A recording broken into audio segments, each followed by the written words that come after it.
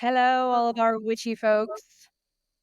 We are back for another fantastic episode of Beyond Dimensional. We are your hosts. I'm Liz. I'm Lori. And we are here today to talk to someone very special from very far away. Her name is Lesley Wells. She's an expert in healing the spiritual self. And in this plane of existence, she performs guided hypnosis and sound bath healing sessions. But her true gifts lie in how she can release the metaphysical traumas and inner critics that haunt many of us.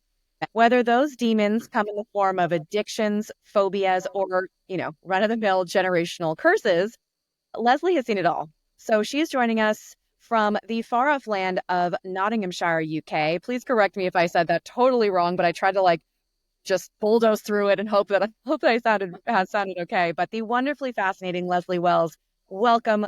We are so excited to talk to you today. Thank you very much. Thank you for inviting me to be here. And yes, it's pretty close. We say Nottinghamshire because we don't do the shire bit in this country, but yeah, I'll let Nottinghamshire exist. That's fine. No, we're gonna get it right. Nottinghamshire. Now I feel like I'm a local. It's all good. I can barely speak in English, so let me see how I can do trying with some other version of English. Good grief. We're gonna learn that. We are so excited to chat with you. So I know that we've talked a little bit before. We've heard a little bit about your story, but for those who have never heard, give us a bit of an overview on how you got into all of this. This is such a deep, heavy, and fascinating world that you deal with, and really choosing that path, choosing to work with people and heal their inner selves is a very, very deep task, and sometimes probably dark and ominous and scary, but very fulfilling. How did you get yourself into this? It was wanting to heal myself. It was not finding the answer through the standard medical route. I mean, if you'd spoken to me when I was 8 years old and said, "What do you want to be?" I'd have said, "I want to be a nurse." At the age of 14, I wanted to be an actor. So, I've gone through life just doing ordinary work, never even thinking about doing any kind of therapy.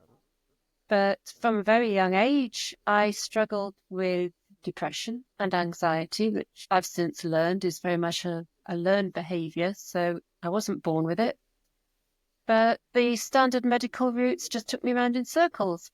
And so I was always going back to the medication, always going back to the therapy, and never getting to the root of it, never finding out what was really causing it. And it was only through having a very, very prolonged, deep episode of depression that I first went to a meditation class and learned several types of meditation in that one workshop and floated out on air and thought, I think I found my cure, and took up meditation. I practiced yoga for a while. I haven't been back to it for a bit, but I found that helped tremendously. And so I wanted to find a way of sharing this with other people. There's a lot of people out there that struggle, that need help. And that's when I looked to hypnotherapy. And as I learned more about hypnotherapy and how the mind works, I learned more about how my mind works and what it had been doing in its attempt to keep me safe. It had been overprotective and had stopped me from being able to move forward, and it was keeping me small. It was telling me negative things about myself, negative beliefs that I'd taken on board.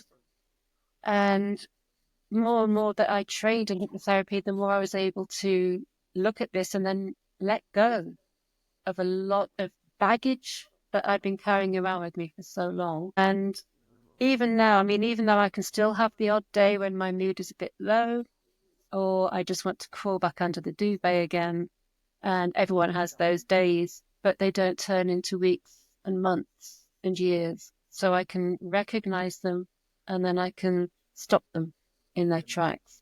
And I feel so much more empowered as a result of that. And that is still something that I'm taking out into the world as much as I can so that other people can feel empowered and they can take back ownership of their health, of their well-being. Incredible. I'm now remembering our conversation, and this is just to say that your voice and your energy is so calm that just listening to you talk, I was just like, oh, I can relax. So nice. Yes, totally. So it's interesting. We had an episode where we talked about the ability to heal ourselves, to heal other people. I think, that might be connected to Reiki conversation as well. But I love what you're saying as far as helping people heal. It's not that we heal them, but you provide that space and that opening to really help them learn to heal themselves and give them the path, the steps to be able to progress to kind of a different level of who they are. Because once you take out all of those things, I'm thinking about that as you're saying, it's like take out depression, take out anxiety, take out, not believing in yourself and lack of self-confidence, all of those things. When you change that for yourself, I would imagine it opens up a whole new world. Absolutely, it does. And you start to feel greater confidence so that you can walk out into the world and present yourself as your true self. So you're not going out there being the person that you've been told to be, and you're no longer believing all of those things about yourself that people have told you about you. Because when you're a child and you don't have that filter in your brain so that you can filter things out, you can make sense of things, you just absorb it all. And so whenever they tell you that, you're useless at art, or you're stupid, or you're no good at maths, or whatever it is, you believe it and you take it on board, and so it becomes reality. So I was useless at maths. No, I can't draw. No, I can't paint. No, I can't sing. I was invited to lead the school choir when I was 7, all this kind of thing that you take on board. But when you finally realize how much of that is nothing to do with you, and you start peeling back those layers, like peeling back the layers of an onion to get right down into the essence of you, then you can really present your real authentic self as you are, not as you've been told to be. And that makes such a difference in the way that you can reach out and help people. And when you can do that from a point of authenticity, then it helps people to trust you more, because they get that feeling, they feel that energy, even if they're not aware that they're feeling it, that it just comes to them, so they feel they can trust you more. And it really is a huge game changer when you do this kind of healing work. I'm so curious. Well, I have many questions, but the first, I guess, is so you talked about your first meditation session and then going kind of deeper into hypnosis. Mhm.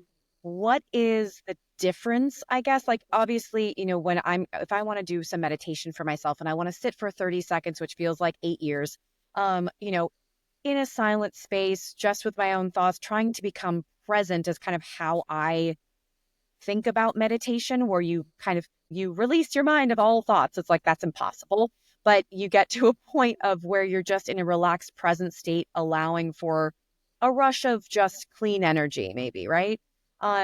That's just my own understanding. So I would love to hear how you describe that, and then how does it change into a hypnosis state? Is it just length of time, or are there different parts of the work? Well, meditation is something you can do on your own. And like I say, the different techniques we learn, such as astral planing and transcendental meditation, and then visualization meditation, there's various different ways. And it depends, I think, on how your own brain is hardwired as to which method of meditation works best. So, they don't all work for everybody. Some work better for some than for others. But then you have guided meditation. So there might be some of you in a group and one person leading that meditation, because some people find that easier to listen to another voice, helping them to relax down and either visualize or to see something that they can release and let go of. When you talk about meditation being present in the moment, that's everything that meditation is about.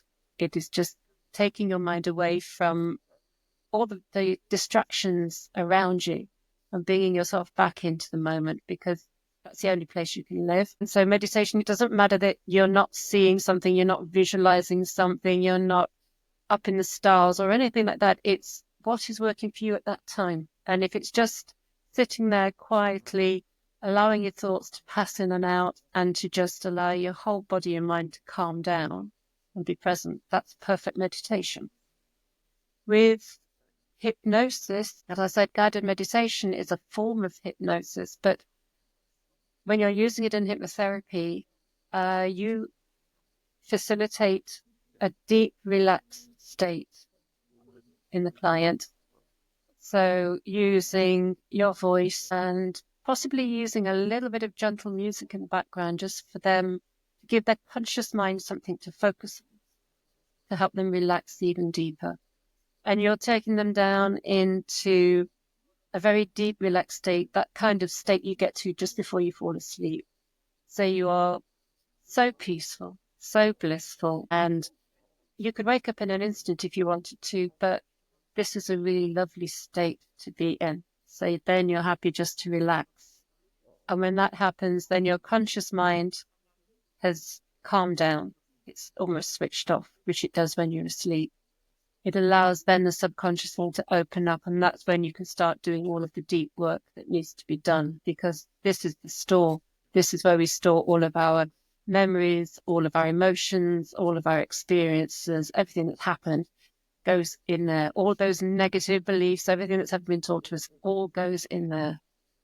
And so that's where you can get in there. You can start having a good old dig around to see what it is that you need to take out and replace.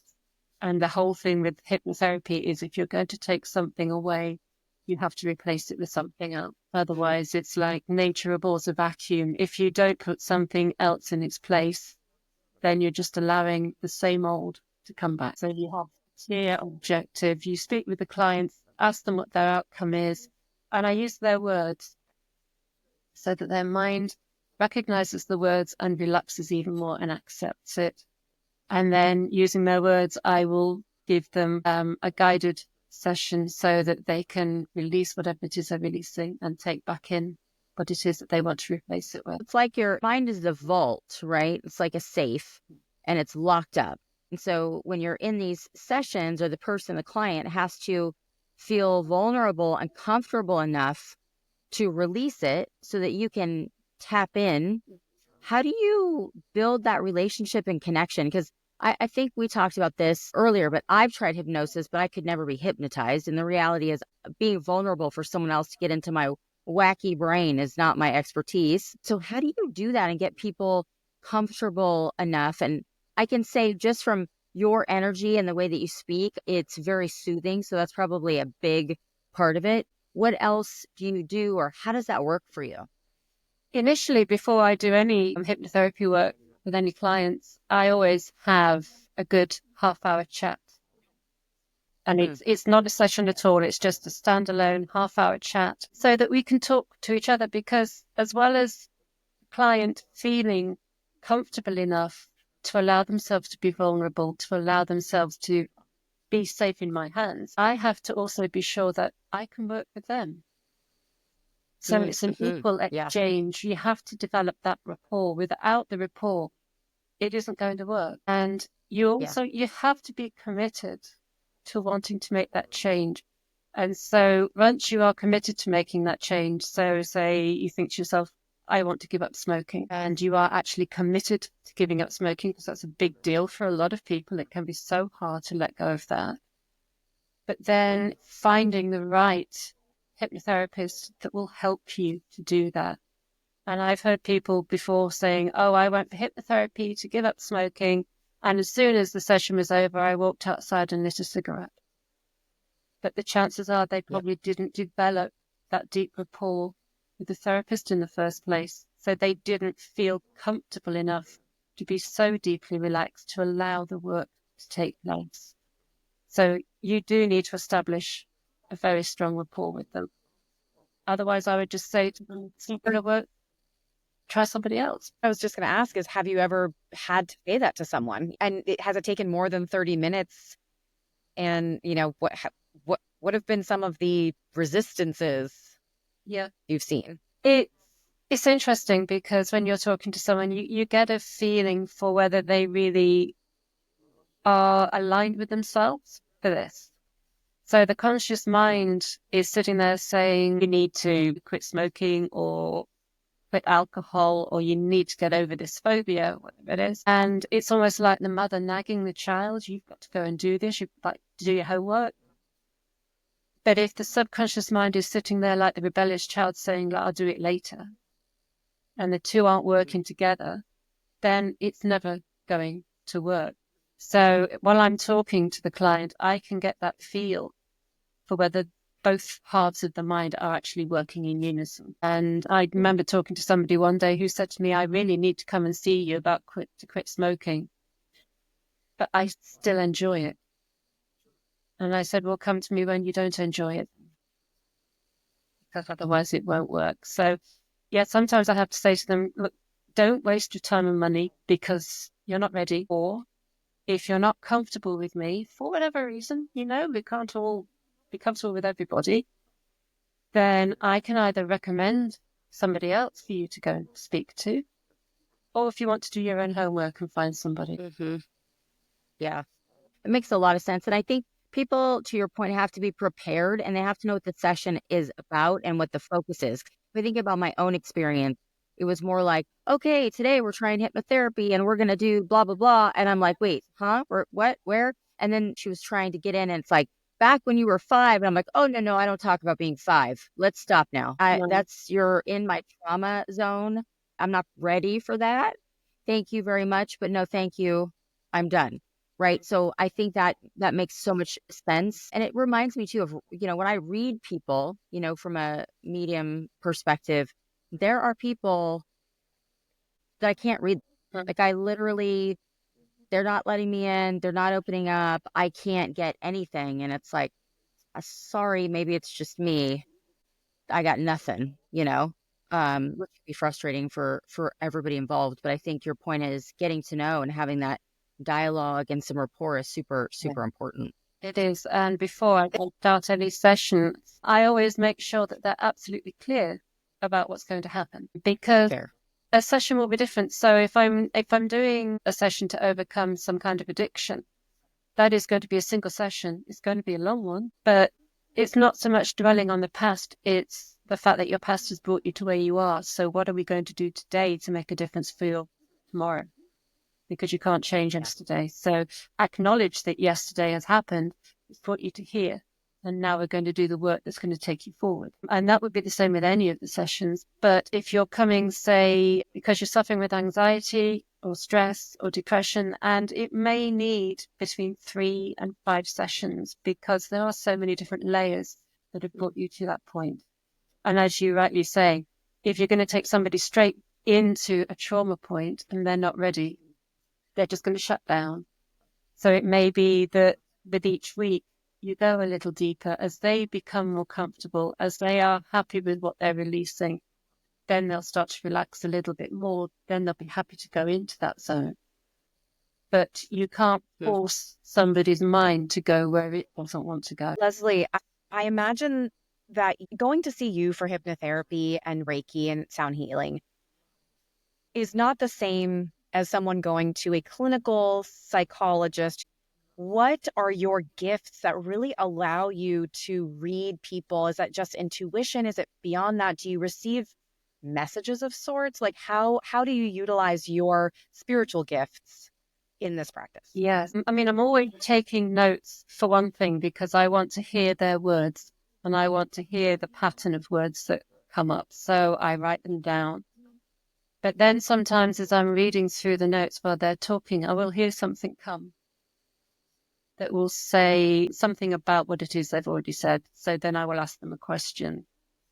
Does this make sense to you?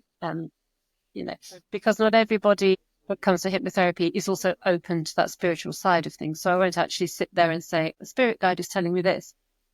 Because some people would just say, that's a bit too freaky. They're off out the door. Or I would use that to form a question to ask them information. And sometimes I might make a suggestion. So, from what you tell me, do you think this could be the case?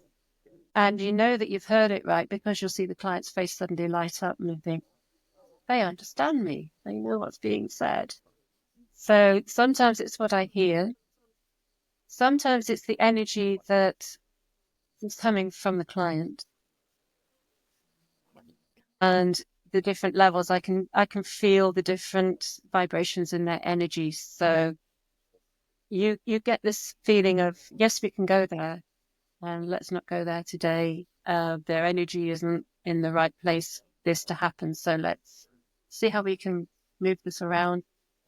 So, and also I have actually done this with a few people, and it's something that I want to do more of, is that I will take them into hypnosis while they're undergoing Reiki at the same time. So whilst I'm working with their meridians and their chakras and their energy, with that, I can put that into the hypnotherapy to help them then to move that energy to cleanse whatever it is that needs to be cleansed or to release, and combine the two together. And that can be very, very effective. But it's only happened in a few cases, because not everyone who wants hypnotherapy wants Reiki, not everyone who wants Reiki wants hypnotherapy. But if they're open to combining it, then I find that works extremely well. Yeah, that makes a ton of sense. Have you always been able to intuitively know and understand people, receive messages, outside of doing this work when you were, were you a nurse before? Did you say that? No, when I had a dream of it when I was 8 years old, but I used to Got it. consult the Okay. sight of blood, so I thought maybe nursing's not for me. Gotcha. Okay, totally get that. So prior to this, did you always have and kind of, experience intuition and messages and those things? I did, without really fully appreciating what it was about. I just knew there was something there, and I knew I was different because I used to get told all the time that I was different, I was awkward, I was curious, strange, weird, and all the rest of it. So I kind of got used to the idea that I was a freak, which is not true, but I just happened to be sensitive, be tuned, I suppose. I know in the last chat we had, I did talk about the difference between clairvoyant and clairsentient. I am more clairsentient in that I tend to feel more than I see. My best friend is clairvoyant, so she's always seeing people in her house. If I see anything, it tends to be on the periphery here. I will see something and I'll have a look, and suddenly it's not there anymore. I have a black cat in the house. I have my own cat, but I have a black cat in the house that's always been here. And she sees it too sometimes. And I see it going upstairs. I can feel it leaping on the bed when I know she's not around. So I get these senses. So yeah, I tend to sense it more. And that's always been with me. And only about the last 10, 12 years, I've really started to appreciate what that is about, and then start to incorporate it and use it to my advantage in what I do now. Yeah, I love that. And one thing that seems to be a pattern, and I've always believed this to be true, but we're seeing it and hearing it over and over, and you've said it as well, is, when people hear about mediumship, intuition, clairvoyance, hypnotherapy, Reiki, there's a large population is like, that's so weird, it's bizarre, oh my gosh. But think about how many of us that use those gifts use them to help other people heal, and for the purpose of providing something to others that maybe a clinician, can't. And so I really appreciate that. I can't hypnotize anyone. I don't have those gifts. I'm clairvoyant as well. It's very different. So we all use it differently. But I love that you are really, using that in your life to help other people. And it's super impactful. I mean, taking someone and working with them and helping them get out of an addiction or a trauma or a depression. I mean, that's an amazing gift as a human and as a spiritual person, for sure. It's and the more I do it, the more I actually really love it. It's nothing to back away from or be afraid of. And I think, it's becoming more accepted now, particularly in the West, in what you might term as Christianized societies, where it's been blocked for so long. When you think 500 years ago, they were burning people at the stake for doing such things because suddenly it became the wrong thing to do. And yet it's ancient practice that goes back thousands of years. And I'm just absolutely delighted the fact that we're finally waking up and allowing it to come back in. But I don't like to see it as an us and them. So, we have the standard medical route, or you have the alternative therapies. or they like to call it complementary medicine. Mm. I would like to Yep. think that the two could come together and complement each other, and we have more of a holistic approach that incorporates all of it, because the standard medical approach has its place, it has its use. And I would never say to Absolutely. somebody, oh, come off your meds or don't go and see the doctor, because it all has its place. But it's allowing everything to have an equal place. And then it gives people more choice as to how they can take ownership of their own health and well-being. Absolutely. Lesley, do you have a typical client? And I say that very obviously very loosely, but could you kind of bucket the people that come to you for assistance? Like, or is it, they come in and they say, I need to be hypnotized because I feel like shit all the time and I'm not sure why? Or is it like, they come and they say, hey, I'm suffering from depression. This is what I need to work on, or I'm coming to you because I smoke cigarettes and I need to get rid of it. Is it something specific they usually come for? And is there something commonly you see as something that people are coming to really get healed from? They can come to me for quitting smoking, quitting alcohol, overcoming a phobia, depression, anxiety.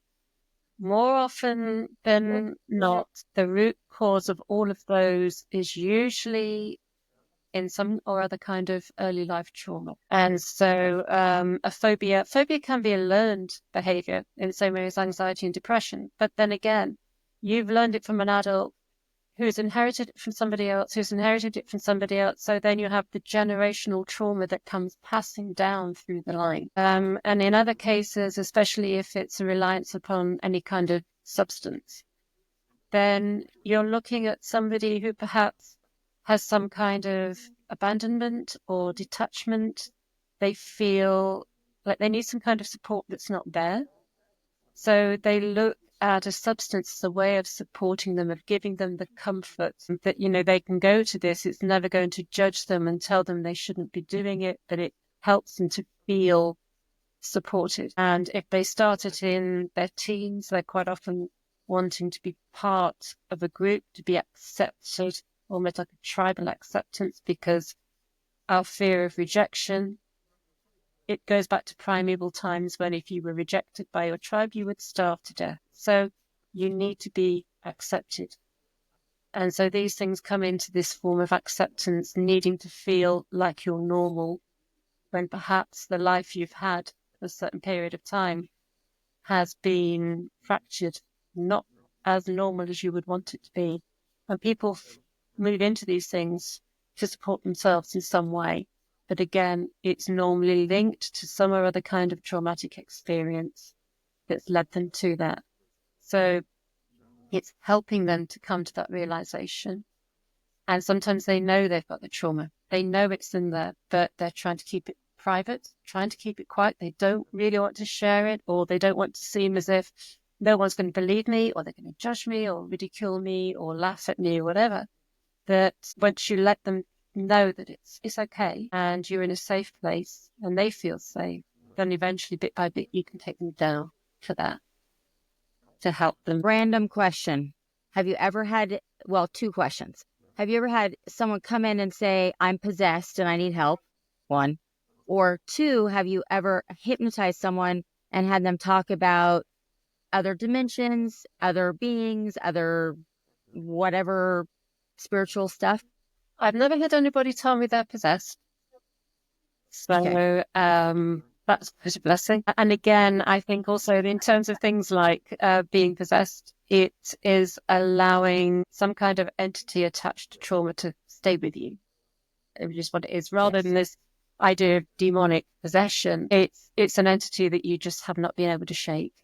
And Reiki is actually incredibly powerful at releasing entities, more so than hypnotherapy, because you don't have to explain anything. The energy will just eventually let it go. In terms of somebody telling me something that seems unexpected, out of the ordinary, I've not had that happen in a standard session. I have, and I am trained to deliver a past life hypnotherapy regression.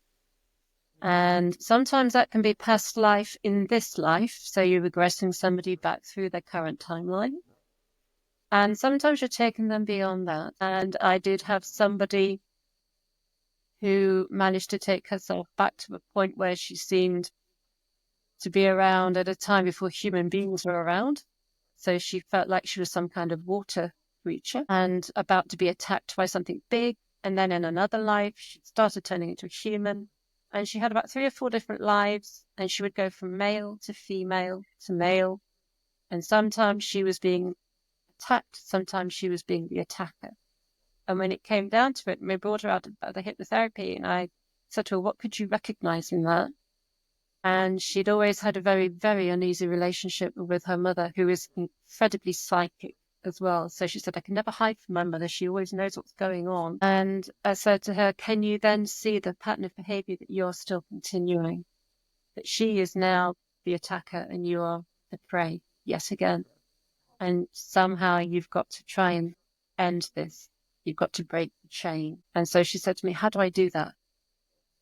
I said, next time you see her, just say to her, I forgive you. She says, but she'll say to me, what for? I said, that. But if she's that psychic, she knows why. So say to her, Totally. you already know. And then leave it there and see what happens. And it took her a year to actually pluck up the courage to do it. And she messaged me a little while ago and she said, you know what? You were right. And it stopped everything. And so they now, I wouldn't say they have a loving relationship, but they have a much less fractious one because they've managed to make that peace. So yes, when you're doing something like that, it's amazing what you can pull out of it that you can see as a repeating pattern that's now come into your whole existence. It goes right into the, soul contracts and karma and coming back to, learn a lesson and in patterns. Yeah. So I love that. It's really fascinating. I know you also told us a story, which we loved, when you were first working with your self-critics, your ego and all those things, and kind of how that process happened and what you saw. Would you share that story? Because I loved that. I've been grown up all my life aware of the fact that I was never as good as everybody else. There was always somebody better than me at whatever it is I was doing. And at one time when I got this voice in my head, I sat and just wrote down absolutely everything that it was telling me. Absolutely. And I filled 2 sides of foolscap paper. And then I screwed it up and I threw it onto the fire and just said, I'm releasing it back to you. And that helped to some degree, but that negative play was still there. It wasn't strong enough at that point. And earlier this year, I took part in a retreat as part of a program that I went on. And while we were there, we were talking about the negative critic and the voice that's there. And first of all, we were asked to give it an identity. Could you identify it? And if not, just give it an identity. And I knew exactly who it was. I knew it was my mum's mum. She was always my biggest put-down merchant. And so I said, yes, I've got her. I know exactly who she is. And they said, what's her name? And I said, I've called her Phyllis the Fart. And I called her Phyllis the Fart because it makes her that big. So she's no longer that big. She's tiny. And then they said, fine, once you've given them an identity, now put them in front of you. Because when you put them in front of you, they're no longer a part of you. So you've now just separated yourself from this entity. And then tell them what you want to do, or you want them to do. And I said, is it repeatable? Am I allowed to do this? Because I don't think it's repeatable. What I want to tell her to do is a bit rude. And they said, do it. You're in a safe space. So in front of 13 people, I screamed at the top of my voice, why don't you just off? And got a round of applause. And then I went for coffee at the break and she came back in. She was like a wish on a broomstick. She came straight in here. You do know no one here likes you, don't you? Loud as you like. And so in my head, I just said, I have just told you to off and don't come back. I've never heard it to this day. So I do that with clients as well. I tell them either to do that, or if shouting at them or telling them to take a hike is too much, I said, make them really tiny like this. Make them into a bouncing ball and then drop it and kick it all the way over to the horizon and watch it go. Give it a little noise if you like watch it go all the way over to the horizon till it just disappears. And you will feel that release as you do. And that works very effectively when I do that with clients. They love it. So these things are really good for helping you to understand that the negative self-talk isn't your mind. It's not you. It's belief that's been fed to you. And it's usually somebody else's voice. And sometimes you can recognize it. But even if you don't, if you just give it its own identity. A friend of mine, he called his Richard Head, Dick for short, so that he could do the same thing, make it really tiny and then tell it what to do. This works because not only does it make it so small that it then becomes insignificant and you can laugh at it, which makes you feel empowered. It really is empowering. But then you just tell it to take a hike and you just mentally shut the door on it, you're gone. And it is such a sense of release and empowerment. It's beautiful. It's so simple. I love that. That's a beautiful place for us to wrap up our call because I was going to ask for a takeaway for our audience, but that was a perfect one. Hey, guys, if you are feeling negative, hearing all the things, negative self-talk, which I feel like 99% of us do at some point, probably during every day, take a moment, picture what it looks like, remove it from your mind and stare at it, and then tell it to fuck right off. Absolutely. I'm a big fan of the F word, so I will say that shit all day. I love that you said, like, when we have a sense of humor about it, when we don't take ourselves so seriously, we don't allow it to control us. We have the power back, and we can, at any point, like it doesn't hold that weight, right? It doesn't weigh us down because we're lightening ourselves of that load. And I think that's such an incredible message. So, Lesley, this was really fun and really helpful. Yeah, it's been great fun talking with you. Thank you so much. I've really enjoyed it. So people who want to work with you, Lesley, need to come to visit you in England, right? You don't do online or virtual? Hypnotherapy, and I also do life coaching, particularly for men, stressed out men. So they're probably, owners, that kind of thing, but overwhelmed because unfortunately 75% of suicides are male. So that's one of the reasons why. So the coaching for men and the hypnotherapy I can do online. Well, technically anywhere in the world, although if you're in Australia, let's make sure that we know what we're doing because one of us is going to be out of bed late. So it's being practical. But in theory, yes, I can reach much further than the shores of the United Kingdom. The Reiki is the one thing I do in person. I've never tried to do it online. I'm not entirely sure how it works online. I'd be interested to find out more. But at the moment, I keep that to in person. Great. Okay. For some reason, I misunderstood. And I was telling Liz we have to go visit you in England, though I still love that idea. It's not the only way. It's not the only way to go. And we know a lot of people. So suddenly we know a lot of people in Nottinghamshire. So I think this is definitely a trip on our bucket list. But yeah, just fine, total. Yeah. So Lesley, you have a website. I know you have a great Facebook page. Is there somewhere specific they should reach out to you? You can reach me either through Facebook, and that's just me, the lady with the blue hair. You'll see the pictures. And also through LinkedIn. And in LinkedIn, it comes up with my name, and then it says Eagle Life Coaching and Holistic Therapies. So you can find me there, drop me a message and talk to me. I don't have a website at the moment, but these are the two areas where you can reach me. Right. And we'll make sure those links are in the show notes for anyone that wants to reach out to you. And obviously they should, and I probably will as well, because this sounds amazing. Oh my God, I'm signing my husband up for life coaching today. I look forward to it. I really do. Thank you so much. Thank you, Lesley. This was amazing. Yeah. All right. Well, cheers and enjoy your evening out in Nottinghamshire. And enjoy the rest of your Saturday. Bye. Thank you. Bye. Thank you. Bye.